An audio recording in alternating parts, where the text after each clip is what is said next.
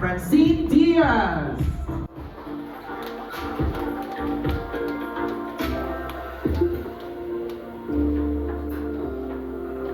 Hello, Francine!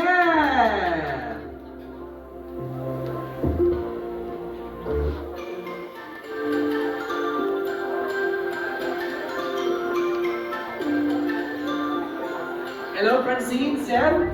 Please pose for photos po sa gitna para sa ating mga kasamahan sa press. Mapagmahal, adopted son. Yes, and yun po, nag-meet kami ni Karen sa isang napaka hindi mapaliwanag na pangyayari. And what year ka? Nasa what year ka? 2009. So, 15 years ago. Alright. Okay, boss, saan ka role mo dito? Siyempre, ako si Yaya Byrne from 2009, but the day mo nga akong picture from 2024. Wow, grabe naman. Pero ikaw yung kasama ni Lex sa 2000. Yes, sa timeline ako ni Lex. Okay, alright. So, simulan na natin ang Q&A. Let's call in our friends na magtatanong. I think we'll begin with... ito, meron tayong list dito ng mga magtatanong. Let's call it MJ De Leon. Our first batch of questions are coming from MJ, Alan Santon, Rose Garcia, Jude Carcalaban, and Jerry Olea. Let's start with MJ. MJ. Hello, good afternoon. Thanks, MJ. Direct na kwento mo nga kanina, it's just a random thought, no? Yung plot ng movie. Pero when the teaser was released, parang may reaction yung mga netizens comparing the resemblance of the plot to the Japanese animated movie na Your Name. What's your reaction? Hindi na ako nagulat or nagtaka kasi initial reaction naman niya ng audience when they see a movie or a film with the same theme. Normal naman yun. So, parang lang yung kabit kwento, time travel kwento, alien kwento.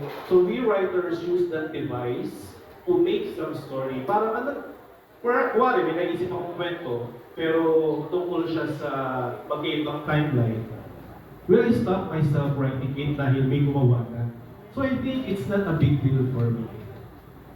Alright, thank you MJ. Let's call in si Alan Santon. Alan. Hello, hi Francet, hi Masang Indalag. So congratulations na pasok sa MMFF yung may future you. Remember, nagkaroon tayo ng press presentation dito and then hindi namin na-expect na makapasok sa MMFF. To Francet, tanong ko lang, saan kayo, dahil first movie niyo to, di ba? Saan kayo pinaka-excited dito? Bukod sa sasakay kayo ng float at kakawin sa mga fans niyo, di ba? And ano pa yung mga ibang mga ina-expect namin na nagagawin ninyo, promotions, di ba? Sa lahat po ng ginagawa namin, excited po. Kahapon po, kakapunta lang po namin sa bayan ko sa Dasma. So, sobrang laki pasalamat ko sa mga kababayan ko dahil iba yung pagsalubong nila sa amin. Talagang sinalubong kami ng pagmamahal. Sa mga susunod pa, look forward po namin yung float parade. Hanggang ngayon po, excited kami kung anong itsura ng float namin. And first time din po namin gagawin. Tapos pagkatas nun, siguro ang Pasko sa mga sinihan. Doon kami excited. Gusto namin sorpresa ng mga nanonood sa sinihan. Yun po. So expect namin iikot kayo sa mga sinihan. Gusto po namin, Papa. Si Francine naman. Actually, pareho lang din po, pero sobrang excited din po kasi talaga ako sa parade, yung sa float parade namin. Tsaka syempre po, yung mapanood to ng mga tao. Kasi po, lahat kami dito pinaghirapan po namin to. So parang lahat ng hard work at pagmamahal sa ginagawa namin, pinagsama-sama. Tapos ito po yung regalo namin sa pamilyang Pilipino. So yun po, din po ako mas na-excited. Thank you. Congratulations. Salamat po. Thank you, Alan. Rose Garcia is next.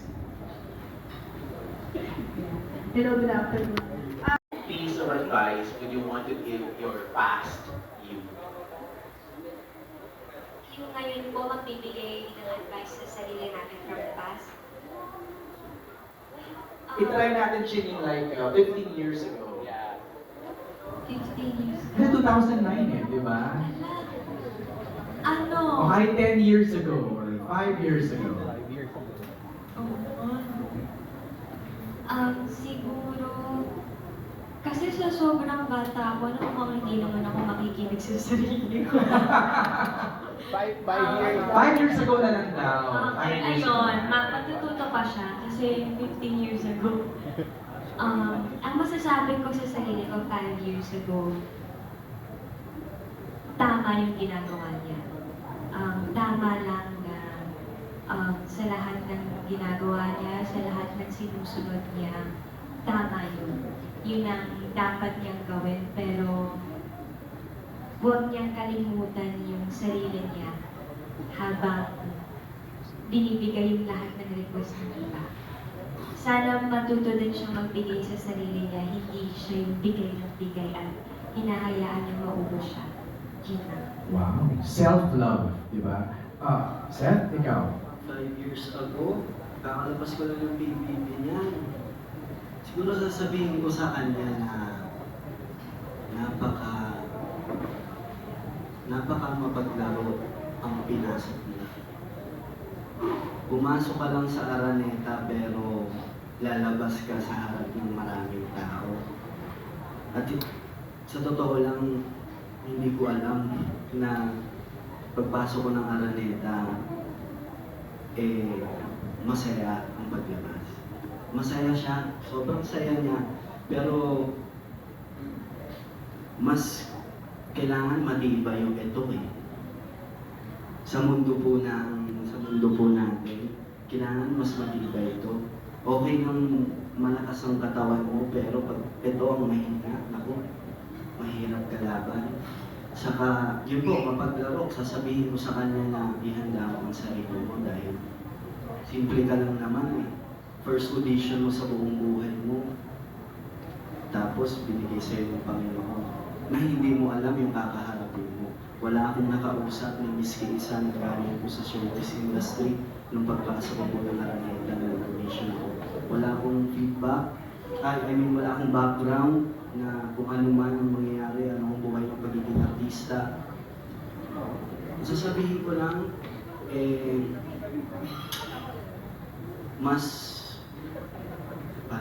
mas galingan lang and tibayan lang ang loob.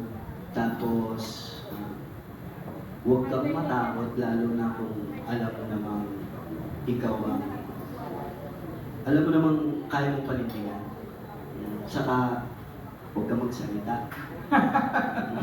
Sasabihin ko talaga na, Less talk, less mistake, gano'n? hindi, parang, kung hindi naman kailangan sabihin, huwag kang magsalita. Okay.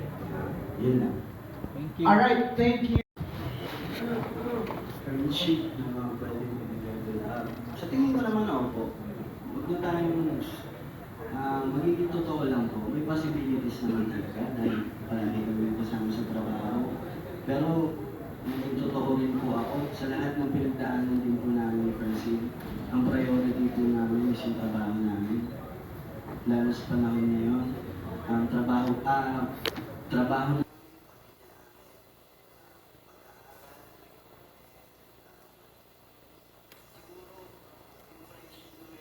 ni Francine, mas nag-grow siya, mas nandun na ako sa tipo na kaya ko na siyang protektahan, kaya ko na rin siyang, kaya ko nang magsalita rin. Yun ang sinabi ko kanina, di ba, huwag magsalita. Pero meron din dapat na panahon na magsalita ka at sa tamang tao na ipaglalaban. Wow. So ganun yung meron akong nararamdaman ba na kay Francine. Kaya ko na siyang mas ipagtanggol ngayon, kaya ko na mas panindigan, mas kaya ko nang tumayo. Ako na yung nasa harap ni Jean, sa likod lang siya. So, yun. Wow, Chin, ano masasabi mo doon? Nag-melt po ata ako. Thank you. Kasi po, best friends kami. So, it's really nice po talaga to have someone na nandyan para protektahan ka. At ganoon din naman po ako sa kanila. Yun lang po. Ayoko lang pong pahabain. Kasi, sabi na lang. Thank you.